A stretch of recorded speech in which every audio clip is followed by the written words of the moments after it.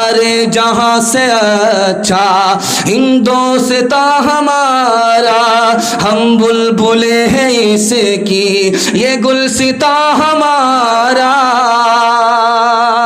इंशाअल्लाह मस्जिद में जमात वाले को ठहरने नहीं देंगे, हाथ उठा दिया इंशाअल्लाह। ये देखिए ज़रा ध्यान रखिएगा, बड़े बड़े का यहाँ पर इम्तिहान हो रहा है, ज़रा ध्यान रखिएगा। तीसरा बड़ा खूबसूरत मुताला आपकी खिदमत में लेकर के आ रहा हूँ। ये हिंदुस्तान है, इस हिंदुस्तान में आपको कैसे रहना है ये नमूना आपको देने के लिए जा रहा हूँ। भाईचारगी के हवाले से, प्याम इंसानियत के हवाले से दे रहा हूँ।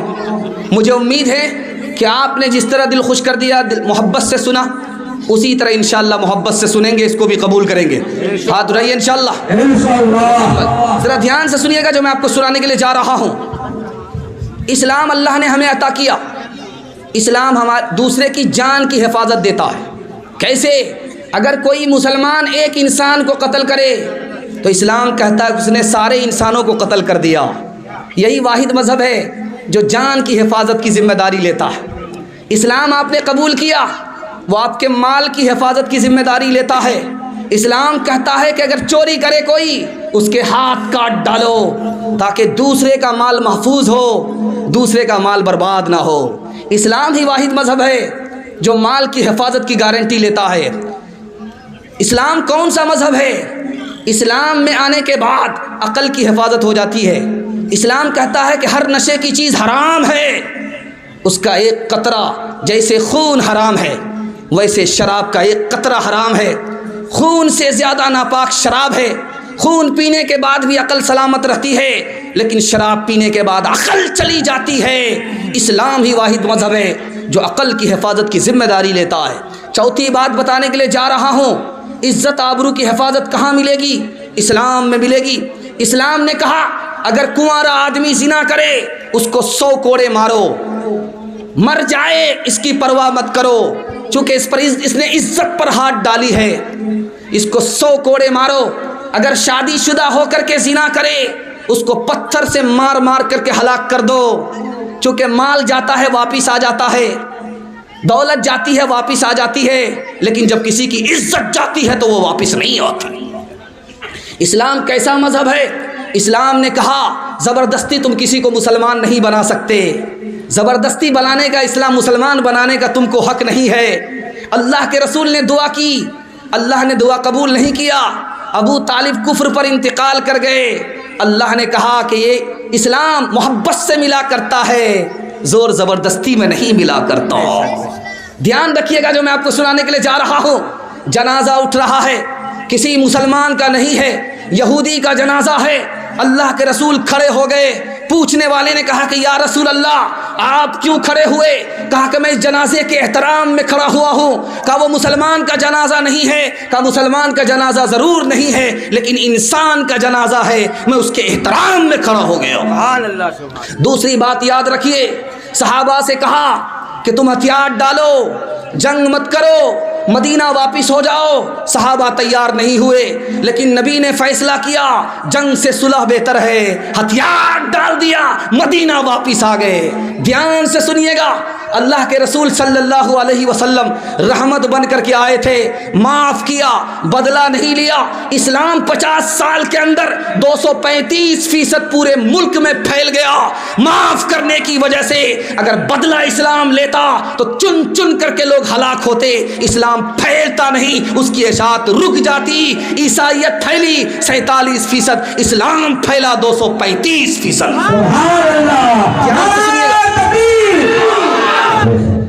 फ्रांस में इनकलाब आया, मुल्क आज़ाद हुआ, कितने लोग मारे गए, लाश पर तमाशा खेला गया, 16 लाख लोगों को मारा गया, तब फ्रांस आज़ाद हुआ।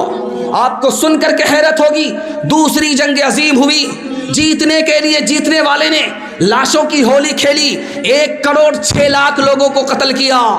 दूसरी जंग अजीम हुई। तीसरी कहानी बताने के लिए जा रहा हूँ। 1857 में अंग्रेज के खिलाफ बगावत हुई है। अंग्रेज ने मुसलमानों को मारा, हिंदुस्तानियों को मारा, कितनी बड़ी तादाद में, 1 करोड़ की तादाद में कत्ल हुए। ध्यान से सुनिएगा, 1955 में कोरिया की जंग हुई है, कितने लोग मारे गए, 15 लाख लोग मारे गए। गल्फ वार कहते हैं उस जंग में कितने लोग मारे गए? 1 लाख।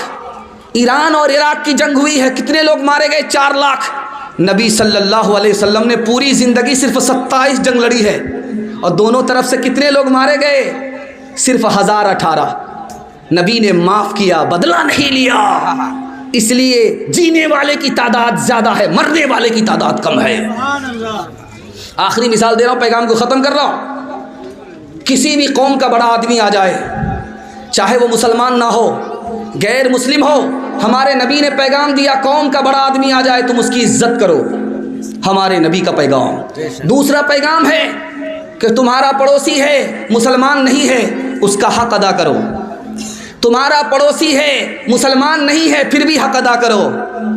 वो मुसलमान नहीं है, कोई फ़र्क नहीं पड़ता, इंसान तो है, इंसानियत के रिश्ते से तुम उसका हक अदा करो। तीसरा नमूना दे रहा हूँ, ध्यान से सुनिएगा। हमारे नबी ने कहा माफ़ भी करो, एहसान भी करो। सिर्फ माफ़ करना कमाल नहीं है, कमाल तो ये है कि माफ़ भी कर दीजिए, एहसान भी करके दिखा दीजिए। जन्म धर्म मेरा इस्लाम है, भारत जन्म स्थान। धर्म मेरा इस्लाम है, भारत जन्म स्थान। वज़ू करूँ अजमेर में, वज़ू करूँ अजमेर में, काशी में स्नान, काशी में स्नान। भाव सभाओं के पाठ में अक्षर अनमोल। नबी मेरा इतिहास है, नबी मेरा इतिहास है। कृष्ण मेरा भूगोल, कृष्ण मेरा भूगोल। मुसलमान हूँ जात का, हूँ भारत की धूल। आंखें मेरी राम है, आंखें मेरी राम है। हृदय मेरा रसूल, हृदय मेरा रसूल। पैगाम इंसानियत के हवाले से आखिरी पैगाम सुना रहा हूँ। जलसे को, इस हिस्से को ख़त्म कर रहा हूँ। आप लोग मुकम्मल सुनने के लिए तैयार हैं? दोनों हाथ उठाइए इंशाअल्लाह। हिंदू के हाथ का पानी नहीं पिएंगे, हाथ उठाइए इंशाअल्लाह। ये देखिए, दिल मिला नहीं, हाथ मिलाने से क्या होगा। ज़रा ध्यान रखिएगा, मैं आपको सुना रहा हूँ। बहुत प्यारा नमूना आपकी खिदमत में लेकर के आ रहा हूँ, इसको ध्यान से सुनिएगा। इस्लाम को सबसे ज़्यादा फैलाने वाले आदमी का क्या नाम था? हज़रत उमर। दुआ कीजिए अल्लाह उनको जज़ाए खैर अता फरमाए, अल्लाह उनकी कब्र को नूर से भर दे। उसकी तारीख़ मैं आपके सामने लेकर के आ रहा हूँ। पैगाम इंसानियत के पैगाम को मुकम्मल कर रहा हूँ। ध्यान से सुनिएगा, आपके ध्यान पर पूरा हिंदुस्तान ध्यान से सुनेगा जो मैं आपको सुना रहा हूँ। अल्लाह आपको कबूल फरमाए, ध्यान दीजिएगा। धूप में देखा हज़रत उमर ने एक बूढ़ा आदमी को धूप में तेल डाला जा रहा। पूछा क्या बात है? कहा ये गैर मुस्लिम है, इसने टैक्स नहीं दिया, ये धोखा देता रहता है। उसको सज़ा दी रहा है कि धूप में बिठाया है, गरम तेल डाला जा रहा।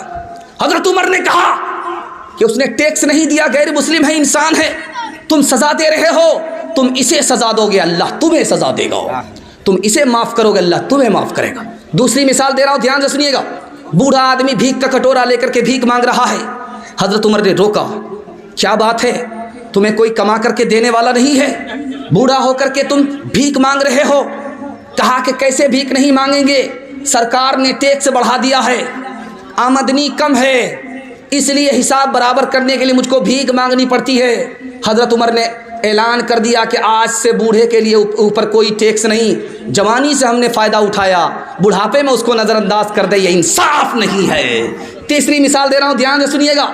हज़रत उमर गुजरे, बच्चा माँ की गोद में रो रहा है। हज़रत उमर गुजरे, बच्चा माँ की गोद में रो रहा है। हज़रत उमर ने कहा तू कैसी बेरहम माँ है, माँ की गोद में बच्चे को सुकून मिलता, तुम्हारा बच्चा माँ की गोद में रो रहा है। कहा कि उमर तुम्हें पता नहीं, ओ अजनबी तुम्हें पता नहीं, मैं इस बच्चे का दूध छोड़ा रही हूँ, जब तक ये दूध छोड़ेगा नहीं उमर के बैतुल माल से वजीफ़ा मिलेगा नहीं। हज़रत उमर की आंख से आंसू जारी हुए, ऐलान कर दिया कि बच्चा दूध छोड़े या ना छोड़े उसका वजीफ़ा जारी कर दो। ए उमर, तुमने इंसानों पर कितना जुल्म कर दिया। ध्यान से सुनिएगा, हज़रत उमर का दस्तरखान है, एक आदमी बाएं हाथ से खाना खा रहा है। हज़रत उमर ने टोका कि तुम्हारा दाहिना हाथ है कि नहीं है? कहा कि जंग में लड़ने के लिए गया था, कट गया। हज़रत उमर की आंख से आंसू जारी हुए। खादिम मुकर्रर कर दिया कि तुम्हें बाएं हाथ से खाने की ज़रूरत नहीं है, तुम्हारा खादिम, तुम्हारा नौकर तुमको दाएं हाथ से खिलाएगा। ध्यान दीजिएगा, नाबीना आदमी है, मस्जिद में नहीं आ रहा है। हज़रत उमर ने पूछा, बात क्या है? तुम नाबीना हो करके, नाबीना हो, मुसलमान हो, कान में तुम्हारे आज़ान की सदा जाती है, तुम मस्जिद में क्यों नहीं आते? तो कहा कि मैं नाबीना हूँ, मुझे साथ में लाने वाला, मुझे साथ में ले जाने वाला नहीं है। हज़रत उमर की आंख से आंसू जारी हो गए। एक खादिम मुकर्रर कर दिया, ये मुसलमान है, कान में आज़ान की सदा लगती है, ये मुनासिब नहीं है कि ये घर बैठे नमाज पढ़ ले। खादिम मुकर्रर कर दिया ताकि मस्जिद में आए, नमाज अदा भी हो, कबूल भी हो, इंशाअल्लाह जुमा नमाज होगी। हाथ उठा दीजिए इंशाअल्लाह। ये देखिए, वो नाबीना बेचारा रोज़ पढ़ने के लिए आए और ये जुमा नमाजी हैं। ज़रा ध्यान रखिएगा, आखिरी मिसाल पर पैगाम ख़त्म कर रहा हूँ। महात्मा गांधी जी जब पहली सरकार बनी, अंग्रेज़ भागा। इस मुल्क में जब पहली सरकार बनती है तो महात्मा गांधी ने खिताब किया, पार्लियामेंट के लोगों से कहा कि लोगों, अगर तुम इस हिंदुस्तान में अंग्रेज़ के बाद कामयाब हुकूमत करना चाहते हो तो इस तरह हुकूमत करो जैसे उमर ने हुकूमत करके दिखाया, जैसे अबू बकर ने हुकूमत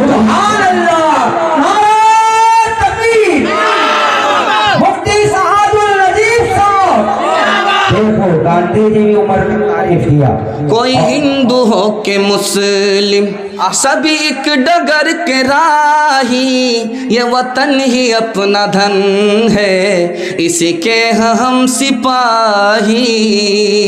रहे साथ साथ जब तक तो उबल रहा था सोना, रहे साथ साथ जब तक तो उबल रहा था सोना, रहे साथ साथ जब तक तो उबल रहा था सोना, तो उबल रहा था सोना।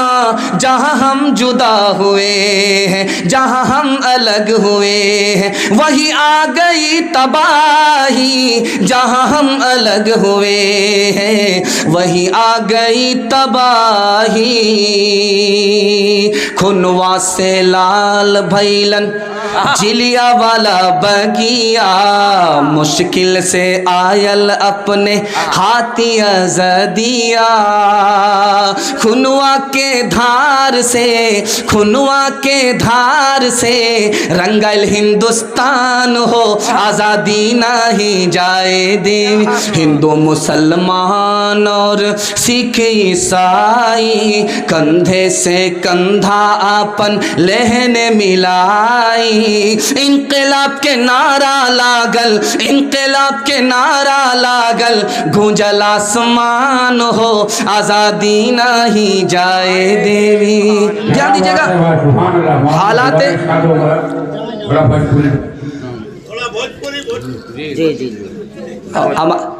भोजपुरी पर ज़्यादा ध्यान देगा, हमारा डबल पंक्चर हो जाएगा।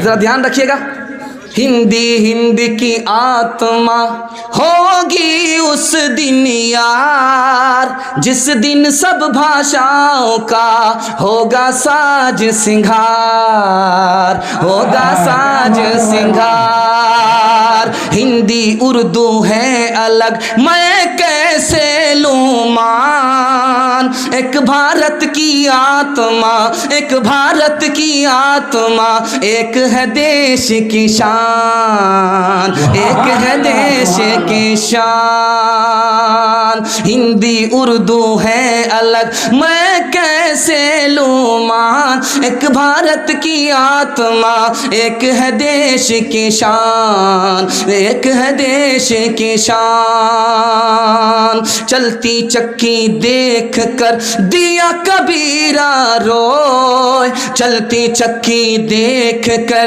दिया कबीरा रोए। दो पाटन के बीच में, दो पाटन के बीच में, साबुत बचा न कोई, साबुत बचा न कोई।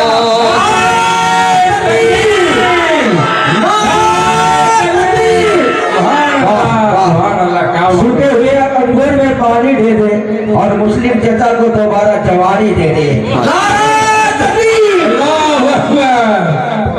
चक्की चल रही थी, आटा निकल रहा था, बाप रो रहे थे, बेटा हंस रहा था। तो बाप ने कहा गया बंस कबीर का हाय पूत कमाल, ये नालायक बेटा रोने की जगह हंसता है, ये तो ख़ानदान का नाम मिट्टी में मिला देगा। तो बेटे ने कहा कि अब्बा हुजूर कौवे से ज़्यादा कौवे का बच्चा चालाक होता है। आपके रोने की वजह सही है, हमारे हंसने की वजह सही है। कहा कि रोने की वजह आप बताइए, मैं हंसने की वजह बताता हूँ। कहा कि बेटा जब चक्की चल रही थी, दाना मुंह में जा रहा था, आटा बन रहा था, तो मुझे अपनी मौत याद आ गई कि ये दुनिया भी चक्की है, इसके दो पार्ट आसमान और ज़मीन है, दाने की जगह इंसान है।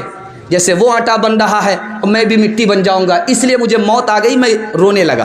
कहा कि अब्बा हुजूर आपका रोना सही है, मेरा हंसना सही है। कहा कि वो कैसे? आपने चक्की को देखा, दाने को देखा, आटा बन गया, आपने इसको देखा, मौत याद आ गई। आपने किले को नहीं देखा जिसको पकड़ करके चक्की चलाई जाती है। जो दाना किले से सट जाता है वो पीसा नहीं जाता, जो अल्लाह की रस्सी को पकड़ लेता है वो यहाँ भी आबाद रहता है, वहाँ भी आबाद रहता है। चलती चक्की देख कर दिया कमाल भभाए, चलती चक्की देख कर दिया कमाल भभाए। कील सहारे जो रहे, कील सहारे जो रहे, वो बाल बाल बच जाए, वो बाल बाल बच जाए। जाको राखे साइया मार न सके कोई, जाको राखे साइया मार न सके कोई। बाल नबी का कर सके, बाल नबी का कर सके, सब जग बैरी हो, सब जग बैरी हो। ध्यान दीजिएगा बड़ी तेजी के साथ, आधा से ज़्यादा जलसा आपका निकल चुका है, थोड़ा सा जलसा बाकी है। हाथी पास हो चुका है, दुम फंसी हुई है, इंशाल्लाह एक झटके में वो भी पास हो जाएगी। आप लोग कम सुनेंगे, सोएंगे ज़्यादा, हाथ रहिए इंशाल्लाह। ये देखिए जोर का झटका दर्द दीने से लगता है। 99 आदमी ने डिस्क ब्रेक मारा है, 2-3 ही आदमी मिस कर गए। ज़रा ध्यान रखिएगा, बहुत प्यारा मुताला आपकी खिदमत में लेकर के आ रहा हूँ, इसको ध्यान से सुनिएगा। हालात हाजरा के हवाले से सुना रहा हूँ। हम लोग क्या है, एक प्रचार चल रहा है, प्रचार चल रहा है, सरकारी प्रचार भी है, नीम सरकारी प्रचार भी है। वो प्रचार क्या है? बच्चे कम अच्छे, बच्चे कम अच्छे, बच्चे कम अच्छे, ये प्रचार चल रहा है। ये प्रचार सही है या गलत है? हम मुसलमान हैं, हमारा इस्लाम क्या कहता है, खुदा पर हमको कितना भरोसा करना चाहिए, ये मैं आपको सुनाने के लिए जा रहा हूँ। इसको ध्यान से सुनिएगा। हम दो, हमारे दो, अगला बच्चा भी नहीं, दो के बाद कभी नहीं, कम संतान सुखी किसान। ये प्रचार चल रहा 1970 में शुरू हुआ था, ये 1970 में शुरू हुआ था। इस प्रचार में क्या कहा गया? जल्दी से नसबंदी करा दो बीवी की, जल्दी से ऑपरेशन करा लो अपना, 2 बच्चे के बाद ज़्यादा बच्चे पैदा मत करो, वरना क्या होगा, महंगाई आ जाएगी। 70 आया, चला गया, लोग खुशहाल हो गए। जो झोपड़ी में रहते थे वो बड़ी बड़ी बिल्डिंग बना करके रहने लगे। 1980 आया तो क्या कहा? जल्दी से नसबंदी करा लो, जल्दी से ऑपरेशन करा लो, वरना अमीर लोग गरीब को खा जाएंगे।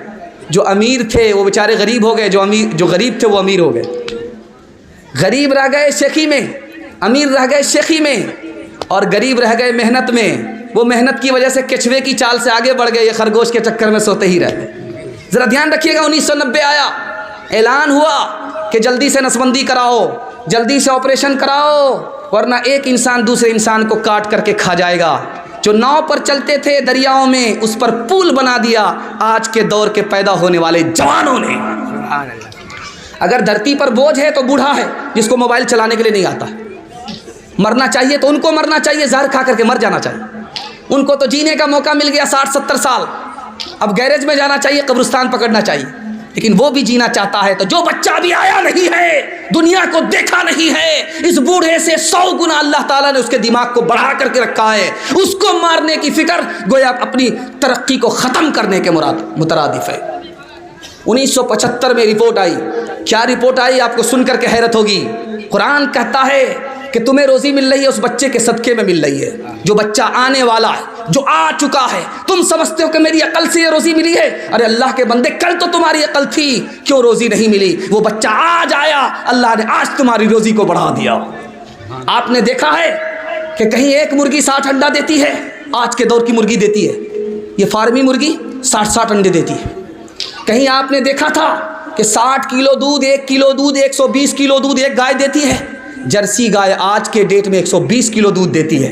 क्यों? अल्लाह ने तादाद को बढ़ाया, तो इस्तेदाद को बढ़ा दिया। देखिए क्या लिखा है, रूस के साइंसदानों ने क्या लिखा है।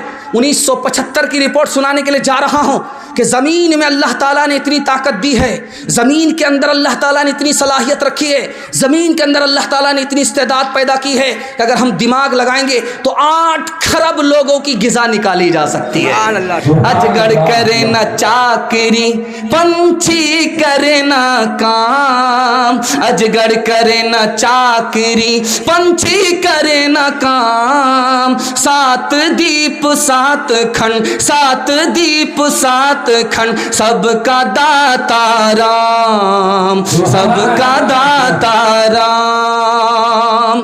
ध्यान दीजिएगा, आप लोग परेशान हैं, बिल्डिंग आपको मिल गई है, पैसा मिल गया है और रोज़ी मिलती है, लेकिन आपको घर में सुकून नहीं मिलता। ये सुकून कहाँ मिलेगा? आप लोग मुकम्मल सुनेंगे, हाथ उठाइए इंशाअल्लाह। ये सुकून आपको कहाँ मिलेगा? मैं आज आपको राज बताने के लिए जा रहा हूँ, सुकून कहाँ मिलेगा। आप सब्र कर लीजिए, आपको सुकून मिलेगा। अमेरिका में 47% मर्द पागल होते हैं, 47% मर्द पागल होते हैं, सालाना पागल होते हैं। 100 में 47 आदमी पागल हो रहा है, उसमें अल्लाह का शुक्र है एक भी मुसलमान नहीं है। हैरत हुई कि भाई अमेरिका जैसे मुल्क में जहाँ बड़ी तादाद में मुसलमान हैं, पागल होते हैं दूसरी कौम के लोग, मुसलमान पागल नहीं होता। राज क्या है? तो कहा कि दूसरी कौम सब्र नहीं करती है, मुसलमान सब्र करता है। बूढ़ा बाप है, जवान बेटे का जनाजा उठा, सब्र कर लेता है कि अल्लाह ही ने दिया था, अल्लाह ही ने उठा लिया। सब्र का सहारा लेकर के बैलेंस बराबर कर लेता है। दुनिया पागल होती है, सब्र की दौलत अल्लाह ने मुसलमान को अता की, ये पागल नहीं होता। सब्र की वजह से आपको सुकून मिलेगा। दूसरी वजह जो मैं आपको बताने के लिए जा रहा हूँ, अपने से नीचे लोगों को देखिए, अपने से ऊपर आदमी को मत देखिए, आपको सुकून मिलेगा। 4 चक्का वाले हैं, मोटरसाइकिल वाले को देखिए, मोटरसाइकिल वाले हैं, साइकिल वाले को देखिए, साइकिल वाले हैं, पैदल वाले को देखिए, पैदल वाले हैं उस आदमी को देखिए जिसको अल्लाह ताला ने पैर से महरूम कर दिया है। तो बताइए आपको सुकून मिलेगा कि नहीं मिलेगा? तीसरी बात बता रहा हूँ, बड़ी तादाद में हमारे जवान बैठे हैं, ये निकाह नहीं करते हैं, जिना करते हैं। मैं आपको बता रहा हूँ, उमर शरीफ हॉलीवुड का हीरो है, उमर शरीफ हॉलीवुड का हीरो है। इतना पैसा कमाया, फिल्म से इतना पैसा कमाया, फिल्मी एक्टिंग से इतना पैसा कमाया, इतना पैसा कमाया कि वहाँ की सरकार इलेक्शन में उससे कर्ज लेती है।